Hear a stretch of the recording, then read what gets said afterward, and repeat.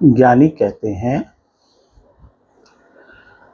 कि ध्यानी ही ज्ञानी होते हैं। जो बहुत ध्यान देते हैं वही ज्ञानी होते हैं, और सुख ज्ञानी के लिए बना है। अब ज्ञानी और ज्ञानी की दास्तान मैं बता रहा हूं। ज्ञानी सुखी होता है और वो सबके लिए सुख की व्यवस्था करता है। जैसे वायु सबके सुख के लिए बहती है, आप उसको कितना भी डंक मारे।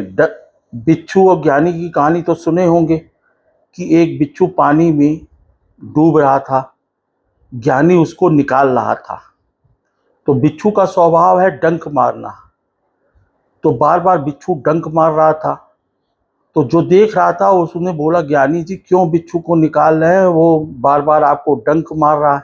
कह रहा वो अपना स्वभाव नहीं बदल सकता। ज्ञानी जी बोलते हैं कि जब बिच्छू अपना स्वभाव नहीं बदल सकता, डंक मारना नहीं छोड़ सकता, तो ज्ञानी का भी ये स्वभाव है कि वो बचाना सबको चाहेगा ही चाहेगा। ज्ञानी अपना स्वभाव नहीं छोड़ सकता, सबको सुखी करने का स्वभाव नहीं छोड़ सकता। तो ऐसे ही ज्ञानी के लिए ये विवरण आता है कि ध्यान ही ज्ञानी होता है, जो ध्यान में जाता है। ध्यान कैसा भी ध्यान हो, अलग अलग ज्ञानियों ने अलग अलग ध्यान की विधि बताई है। मेरी ये विधि है कि खुद से देख लो, खुद से खुद को देख लो। आंखें बंद करके खुद को देखा जा सकता है। ईश्वर ने स्वयं के लिए आंखें प्रदान की हैं। तो ज्ञानी ही सुखी कर सकता है और ध्यानी ही ज्ञानी होता है। तो सुख बना ही ज्ञानियों के लिए है।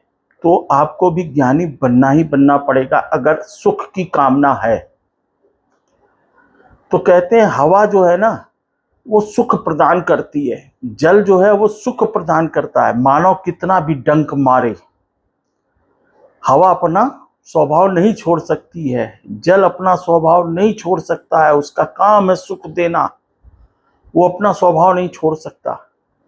तो ऐसे ही ज्ञानी का भी एक ही धर्म, एक ही कर्म है, सबको सुख पहुंचाना, सुख के बारे में जानकारी देना।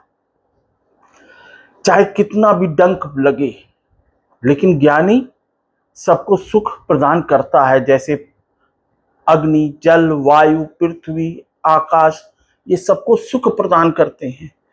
मानो चाहे जितना डंक मारे, ऐसे ही ज्ञानी को चाहे जितना डंक लगे, वो अपना स्वभाव नहीं बदल सकता। वो भी इन हवा की तरह सुख प्रदान करता है, जल की तरह, अग्नि की तरह, पृथ्वी की तरह, आकाश की तरह सुख प्रदान करता है। और ज्ञानी ही ये बताता है कि समस्या को छोड़ोगे तो समस्या तुमको छोड़ेगी। समस्या से भागो, समस्या को छोड़ो, समस्या तुम्हें छोड़ देगी। तभी आनंद आएगा। जब समस्या खत्म होगी तो आनंद आएगा, नहीं तो प्रतिदिन रोज समस्या। दूसरी बात ज्ञानी जी ये बोलते हैं कि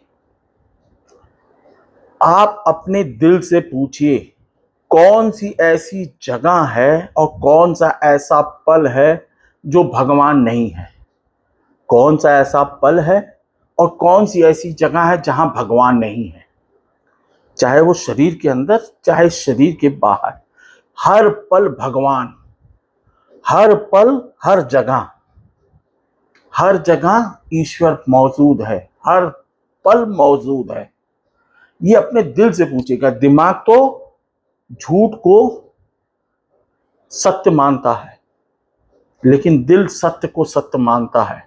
ये दिमाग सत्य स्वीकार नहीं करेगा, दिमाग तो शैतानी करेगा। जैसे हम लोग बचपन से 3 साल की उम्र से रुपया चाहते हैं, रुपया आवे तो ये सामान ले लें, वो सामान ले लें, यानी रुपए को ही हम लोग रुपए के गुलाम हो गए हैं। बचपन से रुपए के गुलाम हो गए और मरते दम तक रुपए की गुलामी है। रुपए की गुलामी इसलिए है कि रुपया देखे हैं, रुपया चाहिए, गुलामी से आवे, चिरौरी से आवे, छीन के आवे, मेहनत से आवे, झूठे कर्म से आवे, कैसे भी आवे रुपया आवे।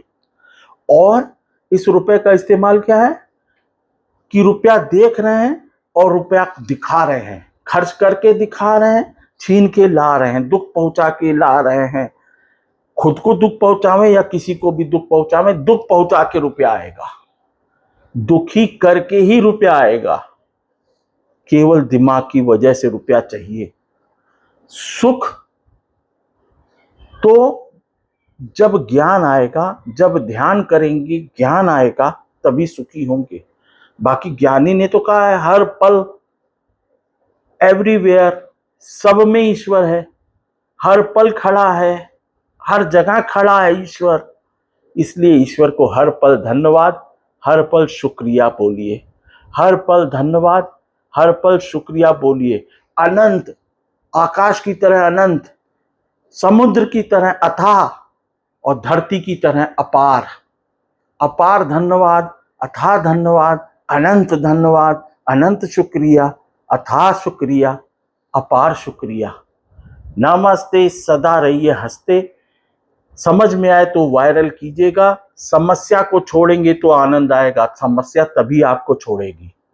समस्या को छोड़ेंगे तो आनंद आएगा, समस्या को छोड़ेंगे तभी आपको समस्या छोड़ेगी। नमस्ते, सदा रहिए हंसते। समझ में आ जाए तो वायरल कीजिएगा। ध्यान से ही ज्ञान आएगा, ज्ञानी ही सुख पहुंचाएगा। नहीं तो दिमाग तो केवल दुख दुख दुख दुख दुख इकट्ठा करता जाएगा, जो आपको दिखेगा नहीं लेकिन आता जा रहा है। नमस्ते, सदा रहिए हंसते।